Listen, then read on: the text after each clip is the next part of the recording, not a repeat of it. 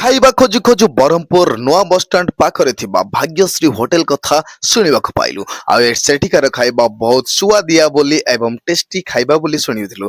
ସେଇ ଭିତରକୁ ଏଣ୍ଟ୍ରି କଲା ପରେ ଆମେ ମୁହଁ ହାତ ସବୁ ଧୁଆଧି ସରିଲା। ତାପରେ ଶଙ୍କର ଭାଇର ମୋର ଫଟୋ ଉଠା ପୁରା ଚାଲିଲା ପରେ ଆମେ ବୁଲିଲୁ ବସିବା ପାଇଁ ଏବଂ ସେଠି ଖାଇବା ପାଇଁ ଗୋଟେ ଜାଗା। ପୁରା ଭିଡ଼ ଥିଲା, ସେଥିପାଇଁ ୱେଟର ଆମକୁ କିଛି ସମୟ ୱେଟ୍ କରିବା ପାଇଁ କହିଥିଲେ।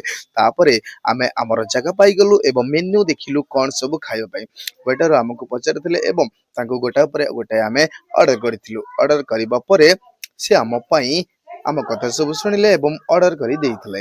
ଆମେ କିଛି ସମୟ ପୁରା ୱେଟ୍ କରିଲୁ। ୱେଟ୍ କରି କରି ପୁରା ବୋରିଂ ଲାଗିଲା। ଆଉ ଏଠି ଆମେ ତାପରେ ଧୀରେ ଧୀରେ ଖାଇବାକୁ ପାଇଦେଲୁ।